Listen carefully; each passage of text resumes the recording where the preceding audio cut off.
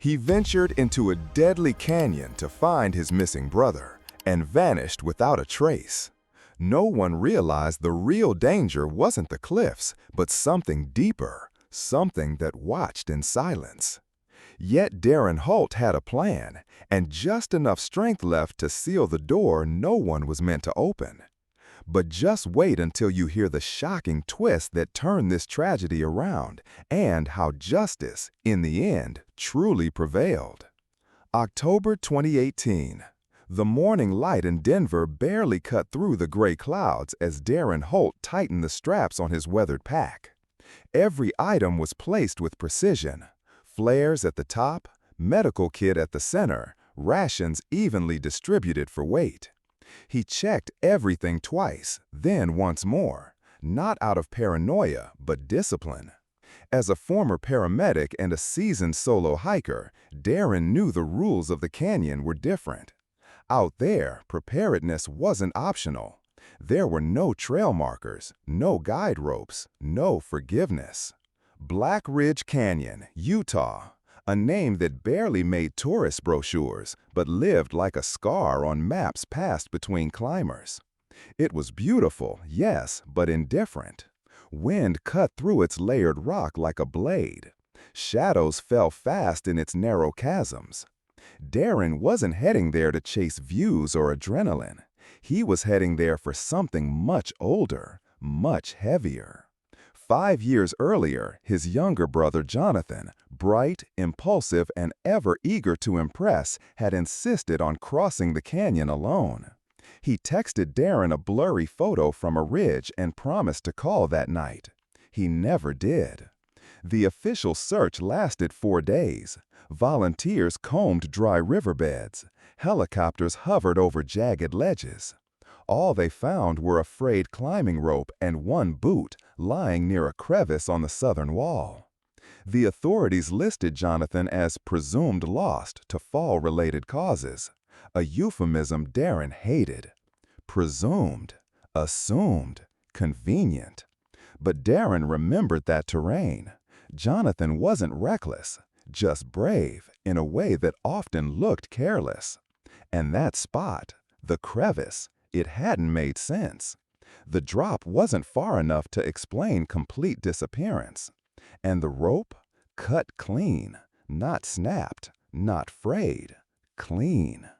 Darren tried to believe the simplest explanation, but belief, he found, is a luxury that vanishes when grief has no grave to anchor it. So now, 5 years later, he zipped his jacket and slipped the GPS into its holster. No fanfare, no dramatic goodbyes, just a short message to his oldest friend, Mike. Heading in, won't be long. Then he started driving west. The trailhead was empty when he arrived, just the wind and the tire tracks of someone long gone. He stood in silence for a moment, scanning the canyon lip like it could answer. It didn't. It never had. The descent began slowly, boots gripping dry rock, the sun already casting uneven shadows across the path. Darren's breath was calm, not because he felt safe, but because he respected where he was. This wasn't a place for panic. It was a place for precision. Every ridge had its own mood. Every crack in the stone held secrets baked in over millennia. He camped that night near the base of a narrow rock wall. No fire, just silence and a flask of lukewarm tea. He thought about Jonathan, about the way he used to whistle off-key when nervous, about how proud he'd been of his first proper summit. Darren had tried to be proud too, but pride is fragile when tangled with guilt. He hadn't wanted Jonathan to go alone, but he hadn't stopped him either. Maybe he should have. The next morning, Darren repacked his gear and pushed deeper. No more marked points now. He was walking the same invisible route his brother had taken, same choices, same turns. At noon, he reached the southern wall, the place where the boot had been found. He stopped. The stone face rose like a monument to everything unsaid. No signs, no memorial, just sun and silence. Darren knelt, brushing away sand from the lip of the crevice. No trace remained. But beneath the surface, something felt wrong. Not supernatural, not imagined, just wrong. He stood, adjusted his pack, and whispered to no one, "I'm not leaving this time without an answer." Then he kept walking. The last text message arrived at exactly 4:52 p.m. Almost at the ledge, "See you tonight." It pinged softly on Mike Gilmore's phone as he was finishing up his shift at the Denver Fire Department. He didn't think much of it at the time. Darren had always been a man of few words, especially when he was on the trail. He preferred movement to conversation, progress over updates. Mike read the message, smirked, and texted back a thumbs up. It remained unread. Night came, no word. By morning, Mike sent a couple of messages, then tried calling. No signal, no reply. Still not entirely out of the ordinary. But by the end of the next day, unease settled in. Darren was methodical, not careless. If he said he'd be back, he'd be back. That was the unspoken rule between them, forged in emergencies and rescues and the quiet bond of men who had both seen life at the edge and lived to walk back from it. When the call was made to search and rescue, it was already late. 2 days had passed. The weather had shifted. Winds had scraped away whatever tracks might have been left. Still, the team mobilized. Helicopters swept across Black Ridge Canyon in wide arcs. Hikers combed the ridge trails. Search dogs were flown in from Grand Junction. They picked up a scent near the southern lip of the canyon, then lost it completely at a collapsed rock shelf. Crumbling sandstone, twisted roots, dust. The ledge, the one mentioned in that final text, had given way, likely weeks earlier in a silent slide no one had seen or heard. It explained the sudden end of the trail, but not the absence of gear or the lack of any sign of struggle or fall. The canyon had simply swallowed him. Divers were sent into the lower pools, the still pockets where water sometimes gathered after a storm. Nothing. The team returned with a single scrap of torn fabric that might have belonged to a jacket, or might have been there for years. There was no way to tell. After 7 days, the official report was issued. Presumed missing in wilderness terrain. No further evidence. To most, that closed the case. But not to Mike. He drove down to the edge of the canyon 3 weeks later, carrying a flat stone he'd carved himself. No grand tribute. Just Darren's name, etched into the rock, and a short message, always forward. He placed it near the point where the search had ended, weighed it down with smaller stones, and sat beside it until the sun dipped below the ridge. In the silence, he muttered to himself, more to the dry wind than to any god. Maybe he didn't want to be found. The words came bitter, thick with something he wasn't ready to name.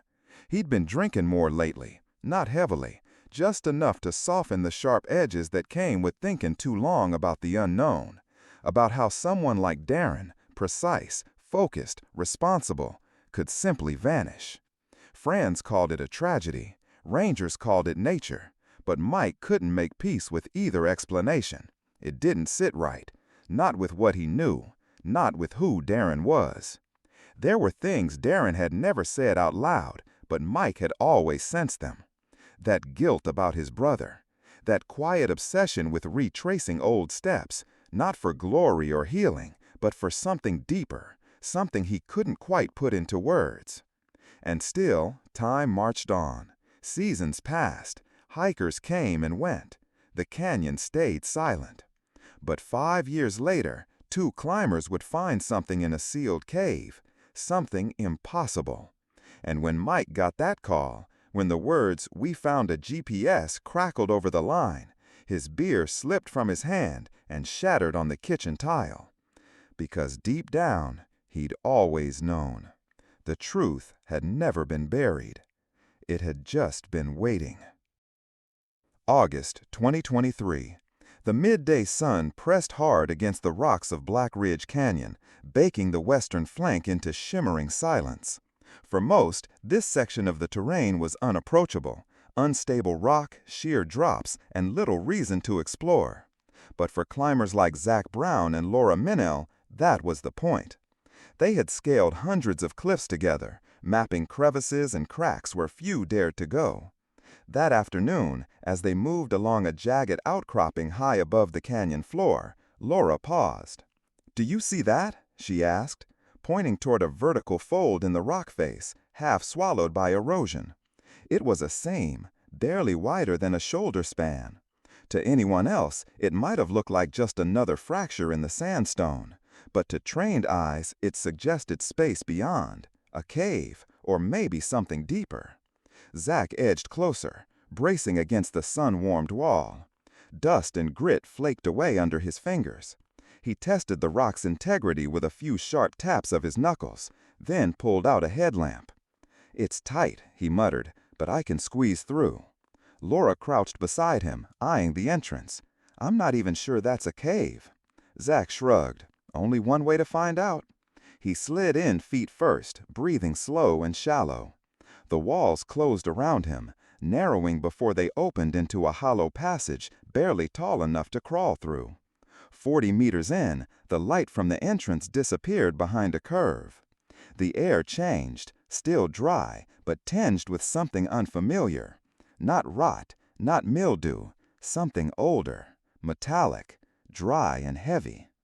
"Laura," he called, voice tight in the tunnel, "you might want to see this." Moments later, her light joined his. The chamber was no more than 10 feet wide, a natural pocket sealed off by fallen stone. They both crouched, silent, absorbing what lay at their feet. A broken climbing harness lay twisted near the back wall. The webbing was brittle with age, dust clinging to every fiber. One of the carabiners had been forced open, the metal warped slightly, as if under intense pressure. Beside it sat an energy bar, unopened, still intact in its wrapper, its colors muted by time but unmistakable. And just beyond that, a small black object with a cracked screen and worn buttons, a GPS beacon, the kind used by solo hikers. Its surface was scratched, but the strap was unmistakable, the initials DH faintly carved into the clasp. Then came the bones. They were arranged in an uneven cluster, not buried, not scattered, just lying there, as though they had slumped into place and never moved again. Laura reached out with a gloved hand, hesitated, then gently shifted the closest piece. It was a rib, curved, ridged, dense, but not quite right. It was too long. The shape was off. She picked up another, then a jaw fragment, complete with several intact teeth.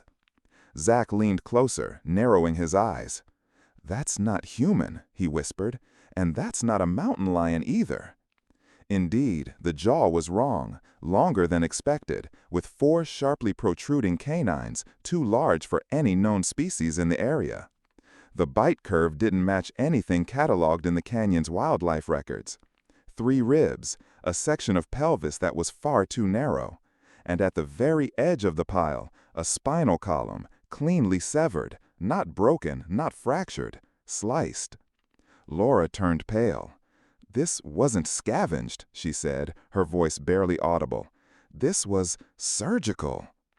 They stared in silence, not because they understood, but because, in that moment, they knew they didn't. The dust swirled slightly with the shift of their boots, revealing a thin trail, a faint scrape across the floor, as if something had once been dragged, or had tried to crawl. No sign of human remains nearby, but the gear, the bar, the GPS, the harness, all pointed to one person. And neither of them said his name out loud. They didn't need to. They knew the story. Everyone who climbed here did. Zach's fingers hovered above the GPS unit. The device, though scratched and dulled by time, showed faint signs of life, a blinking LED, struggling but persistent. Laura knelt beside him, adjusting her headlamp to eliminate glare from the screen. It had no signal, no satellite connection, but the memory chip, it was intact. He pressed a button. The screen flickered, then blinked into a basic menu.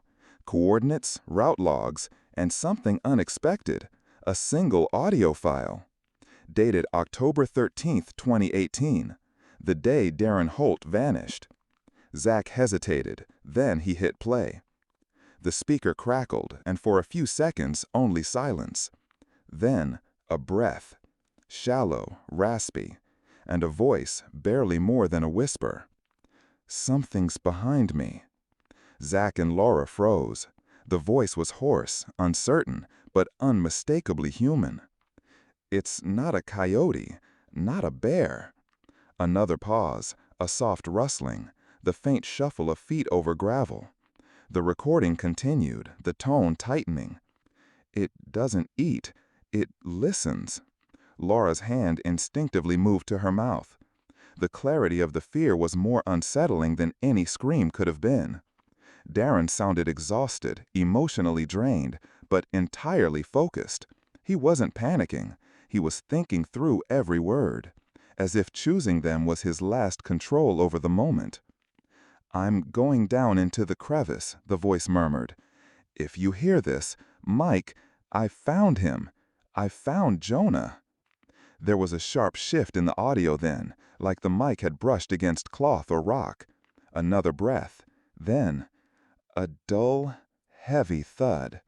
Not sharp, not sudden, just a flat sound that left the imagination suspended in air.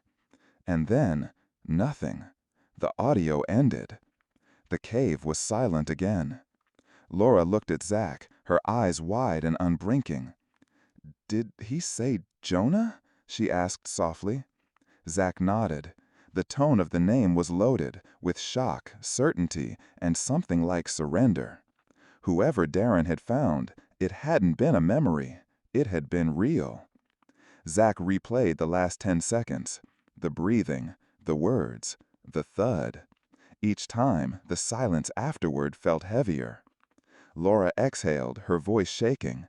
"This isn't just a recovery. This is evidence." They both knew what had to happen next. The moment they emerged from the narrow fissure, blinking under the late afternoon sun, everything around them felt changed. The wind was the same, the dust, the color of rust. But nothing felt ordinary anymore. Not after what they'd heard. Back at base camp, Zach transferred the audio to a clean flash drive, sealed the GPS unit in a padded case, and marked the coordinates.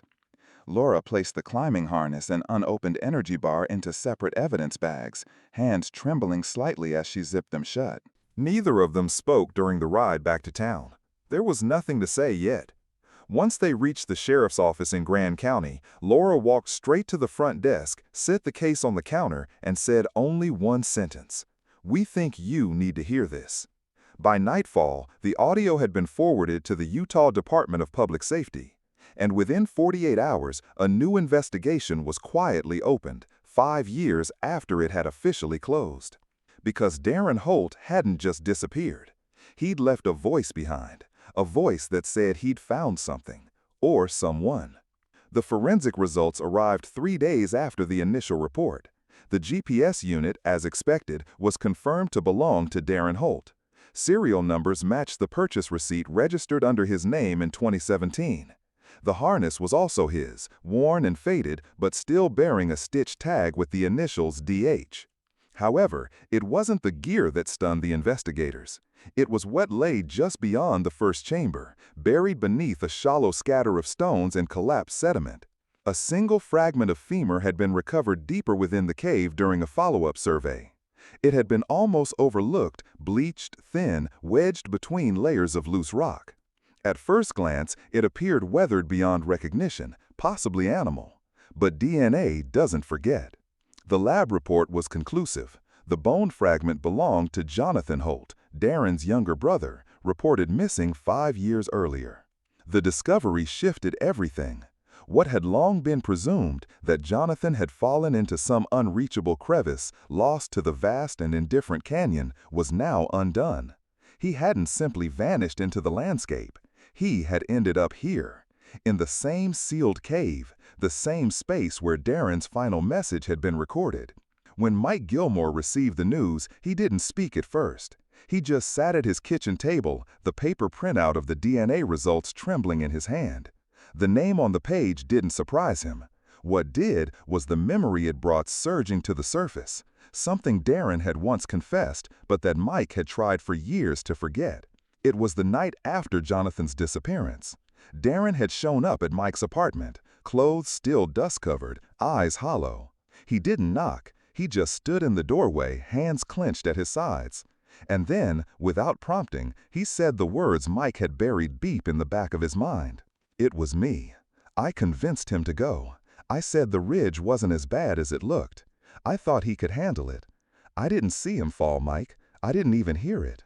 I was ahead. I should have gone second. If I had, it wouldn't have happened. That night, Darren cried for the first and only time Mike had ever seen. Now, 5 years later, that moment returned with chilling clarity.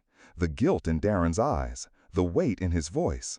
He hadn't been searching for answers all this time, not really. He had been searching for something else, something far more elusive. Redemption. Darren had never accepted the neat conclusion that Jonathan had simply fallen and vanished. Not because he doubted it, but because it wasn't enough. Not for the kind of guilt he carried. He didn't want closure. He wanted consequence. Proof that he could still do something, still make amends, even if no one else asked him to.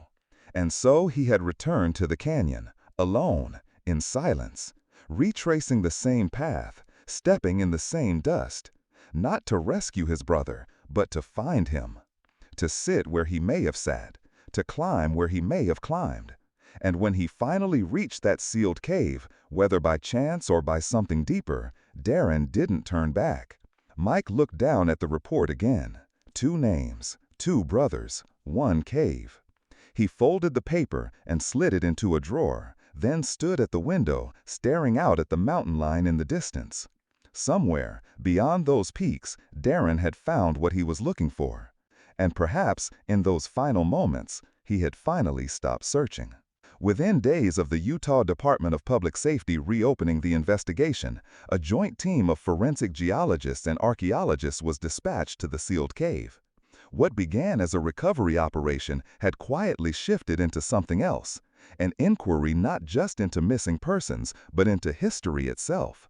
The chamber where the GPS had been recovered was only the beginning. Deeper into the rock, past a layer of collapsed stone, lay a smaller cavity, tighter, darker, untouched by sunlight for what experts estimated was over a century. With careful precision, ground-penetrating radar revealed hollow pockets beyond the initial corridor. The team used micro-drills to avoid destabilizing the structure. After 2 days of dust and silence, they reached the inner wall. What they found was not just geological. Carved into the stone were images, primitive but deliberate. The drawings had no pigment, only etched lines worn by time and coated in sediment. Once cleaned with soft brushes and water vapor, the shapes became unmistakable. Figures, tall, disproportionate, with limbs longer than they should be. Their heads were round and their eyes were large, disc-shaped, almost expressionless. Each one stood motionless, facing forward, surrounding smaller human forms. The people, in contrast, were depicted huddled, curved into themselves, enclosed by semicircular arcs. Not cages exactly, more like enclosures. Symbols around the arcs resembled patterns, repeating curves that no one could immediately decipher. Experts from the local university arrived to date the findings. Their conclusion? The markings were at least 100 years old, possibly more. But no known indigenous groups in the region had used that style of iconography. The figures didn't align with any ceremonial, tribal, or navigational artwork typical of southwestern desert cultures. The proportions were all wrong. The eyes especially were unsettling in their uniformity, as if whatever was carved had been seen many times and always looked the same. Word spread quietly. Most of the professionals avoided speculation, but not all. One archaeologist, speaking off record, whispered to a colleague, "They're not art, they're warnings." His hands trembled slightly as he packed his tools. This wasn't a shelter, it was a boundary. Local voices soon joined the conversation, though not with science. The nearest town, barely a cluster of homes and gas pumps, had long regarded the western ridge with quiet suspicion. One older man, a third-generation rancher, leaned against his truck and said plainly, "We always told people not to go poking there, not 'cause of the rock. It's not just stone out there. Sometimes the canyon looks back." His words were met with uneasy laughter from the out-of-towners, but he didn't laugh. Back at the excavation site, several team members requested reassignment after 2 days. Some cited air quality, others didn't explain at all. The lead researcher filed a report noting that instruments, including digital compasses and field sensors, began malfunctioning near the deepest chamber. Batteries drained faster, radios clicked with static, GPS units froze or gave incorrect positions by several miles. And always, the sense of being watched. They said it quietly, almost embarrassed, that standing too long in the chamber gave a strange feeling. Not fear exactly, more like pressure, as if the air was thick, as if the silence in the rock wasn't empty, but listening. Despite the unease, the study continued. The cave was documented, mapped, and finally closed again, this time with reinforced barriers and a chain of custody logs filed with state authorities. The drawings, however, remain under analysis. No definitive conclusion has been published. And perhaps, some things are left unsaid not because they are forgotten, but because they are remembered too well. The bone samples recovered near Darren Holt's final resting place were sent to the state pathology lab within hours of their discovery. Initial analysis ruled out human origin immediately. The density, curvature, and mineral composition were all inconsistent with human anatomy. But when specialists attempted to match the fragments to known animal species native to Utah or the greater Southwest region, every comparison failed. The rib structures were too elongated. One vertebrae showed evidence of a joint alignment that didn't exist in any recorded mammal.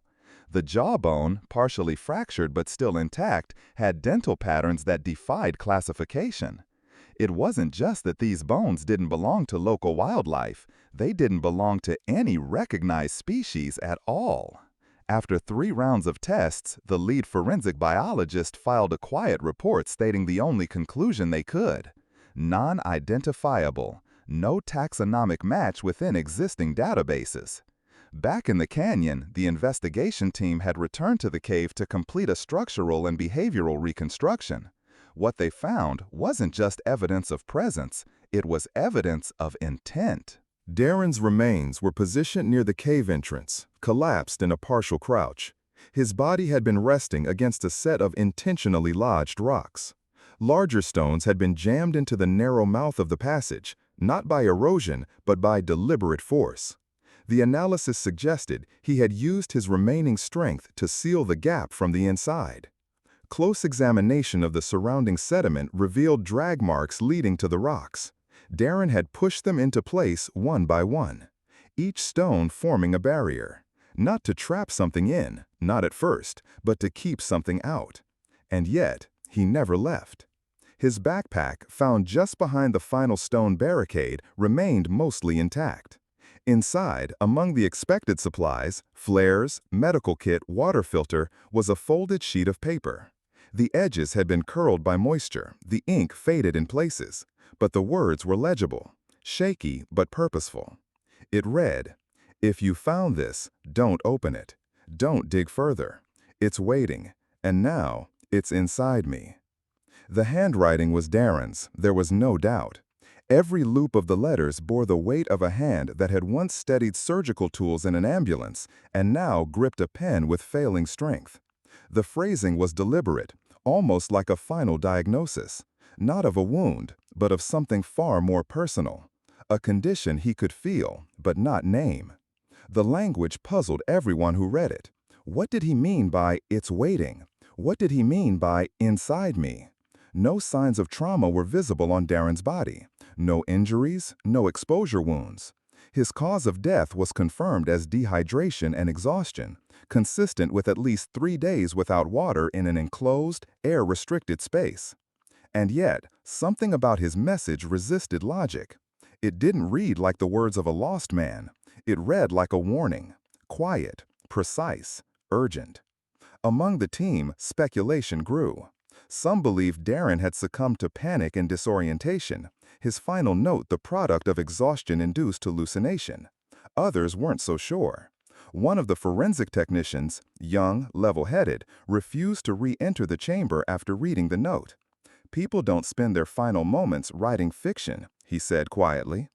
The paper was cataloged and sent to storage. The cave was sealed once again, this time under tighter control and a new layer of rock reinforcement. GPS coordinates were removed from public databases, and the official statement released to the press listed the discovery as resolved with remains recovered. But internally, there was no resolution. Because Darren Holt had not simply left behind evidence. He had left behind a message. And it wasn't addressed to the world. It was addressed to the next person who might come looking. Mike Gilmore sat alone in his living room, lights off, the glow of his laptop casting long shadows across the walls. The report from the state investigators lay open beside him, pages detailing the recovery site, the audio transcript, the autopsy, the note. The words blurred, not from the screen, but from the ache behind his eyes. He had played Darren's final recording again and again until the silence at the end became louder than the words themselves. He could recite it from memory now, not just the content, but the tone, the tremble in Darren's voice when he said, "I found him, Mike. I found Jana." For years, Mike had kept a quiet hope buried beneath routine, that Darren had moved on, that maybe somewhere he had found peace.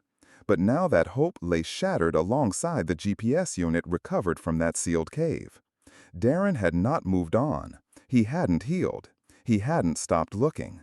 He had gone back to finish something. And now Mike realized Darren had never intended to return. The weight of that truth pressed down harder than grief. It was guilt, cold, measured, and unforgiving. Mike remembered their last real conversation. Darren had told him he was thinking of heading back out into the canyon. Mike had laughed it off. "You already went once. Don't tempt fate twice." He hadn't meant it cruelly. He had just thought Darren needed time. He never said, "Don't go." He never said, "I'll come with you." And he certainly never said, "You don't have to prove anything to anyone." Now it was too late. In the days that followed the official report, Mike tried to do what little he could.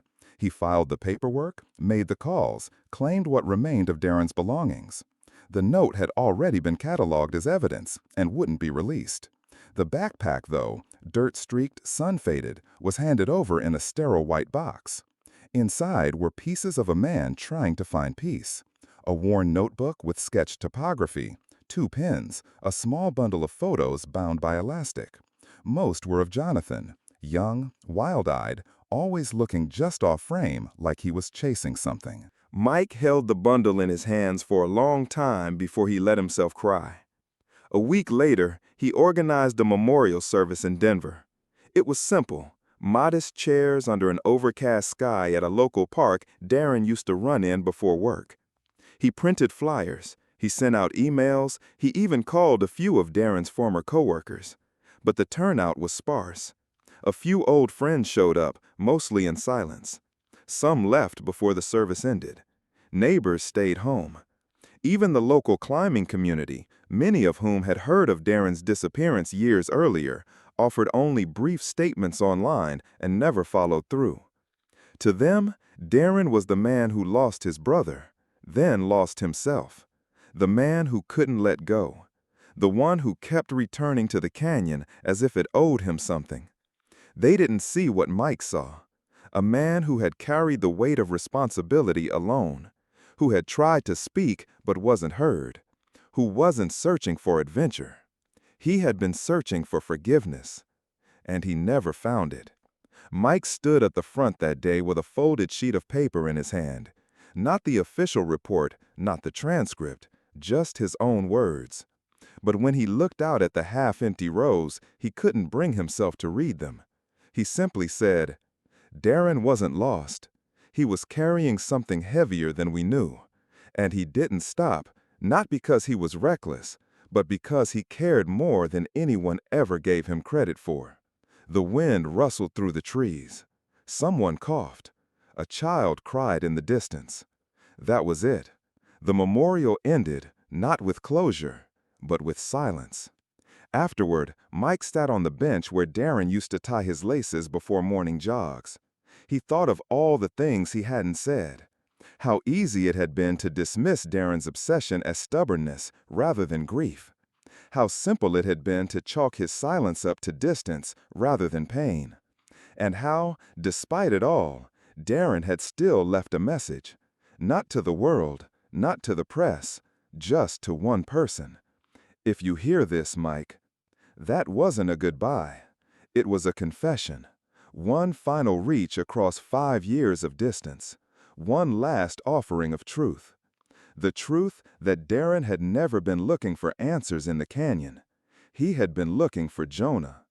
And when he found him, when he saw what was left, he didn't run. He stayed. He sealed the cave. He sat beside his brother's remains. And in that moment, he wasn't a hiker, or a paramedic, or the man who everyone said had lost control. He was a brother. And he chose to finish the journey the only way he could, by not walking away. Mike closed his eyes. The bench was cold, the wind sharp. But for the first time since the call came, he wasn't angry. He was just sorry. The memorial was held at sunset, as Darren would have liked it. Not in a church or a hall, but at the base of a quiet hill overlooking the edge of the city, where the horizon opened like a wound stitched with light. Mike chose the place carefully. It was far enough from noise and traffic, but close enough that anyone could come. A wooden platform had been built the day before, simple and bare. No flowers, no photos, just a small table with Darren's climbing helmet and a folded map of Black Ridge Canyon resting on top. A few dozen people gathered, fewer than Mike had hoped, but more than he expected after the silence of the first service. Friends, a few colleagues, some old hiking partners. They stood in small clusters, murmuring, glancing toward the sky. Clouds were gathering, soft and gray. Mike stepped forward, holding a piece of paper. He didn't wear a suit. Darren wouldn't have wanted that. Just jeans, boots, and the same jacket he'd worn on their last climb together, years before any of this had happened. He looked down at the paper, then back up at the people gathered, and spoke. "I wasn't sure I could read this," he began, "but it's not really for me. It's for all of you. And it's from Darren." He unfolded the letter slowly, his fingers trembling slightly at the edges. "I didn't go there for glory," Mike read aloud. "I went so John would know he was stronger than me. I didn't save him. I wasn't there when he needed me. But if there's ever a chance, I'll lie beside him so he won't be alone." There was no applause, no coughing, not even the rustle of jackets in the breeze. Just silence, as though the canyon itself had extended its hush to this hillside. Mike's throat tightened. He folded the paper once more, holding it between his palms. He wrote that days before he died. He didn't ask for understanding. He didn't ask to be forgiven. But I think he wanted someone to hear it. The wind shifted slightly, and with it, heads turned. Toward the back of the gathering, near the last row of chairs, stood a woman wrapped in a light gray shawl, her hands gently clasped in front of her. Her posture was still but not stiff, her face lined with years that hadn't dulled her strength.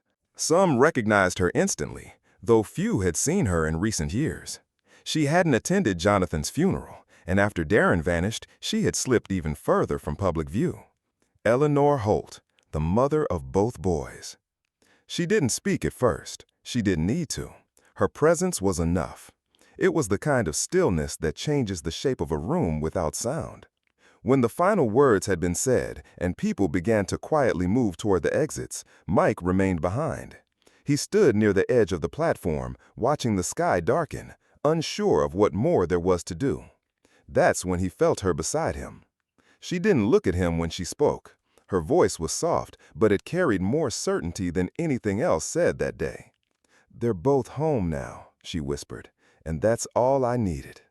Mike turned toward her slowly, but she was already walking away, stepping carefully along the gravel path, the wind catching the hem of her shawl. He watched her for a long moment, then looked back at the helmet resting on the table. Something inside him settled. It wasn't closure, not exactly. It wasn't healing either. But it was a stillness that hadn't been there before. A sense that the endless searching, his, Darren's, even Eleanor's, had finally reached the place it was always meant to go. The sun dipped below the horizon, casting long golden streaks across the hillside. And for the first time in years, Mike didn't feel like someone was missing. 1 month after the final report was filed, the entrance to the cave was sealed. No ceremony, no press. A flatbed truck rolled into the canyon before dawn, carrying concrete slabs and reinforcement mesh. By midday, the narrow fissure had vanished behind a wall of smooth gray stone, unmarked, unspoken. The coordinates were quietly scrubbed from public access maps. The research notes, field photos, and artifacts were boxed and archived. The bones retrieved from the inner chamber were sent to a university lab out of state for analysis, where they were cataloged under an anonymous classification code. As of now, no further testing has been reported, and more importantly, no one asked for results. The cave was closed, but more than that, the conversation was closed.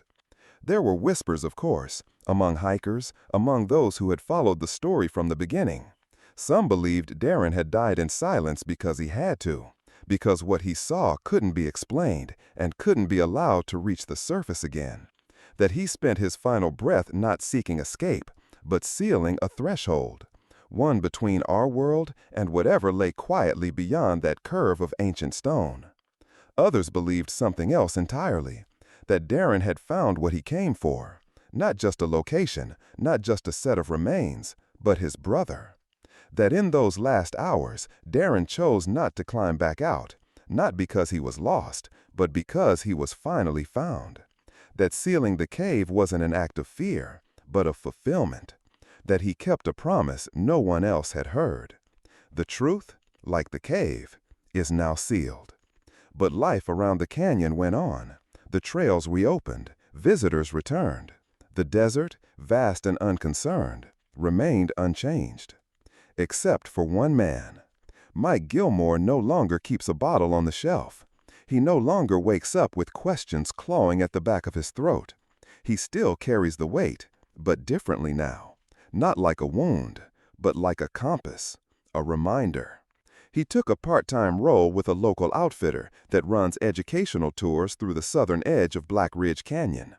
Every week, small groups follow him through the dust trails and sandstone ridge lines, listening as he points out native plant species and old fault lines. He keeps the tone light, approachable, but every time they reach the base of the western bluff, the side facing the now-forgotten entrance, he pauses. He stands near a smooth rock outcrop, one that looks like any other. Then he touches a particular spot, half buried in sand. A shallow groove in the stone, worn from years of shifting wind. Most people wouldn't notice it. "This is where we found the GPS," he says softly, "right here." The group usually falls quiet. And then he adds, not like a tour guide, but like someone who lived through something unexplainable and still decided to keep walking. He didn't vanish, he chose, and he paid the price for it. No one asks what he means. Not out of fear, but because something in his voice tells them this is a story that doesn't belong in questions.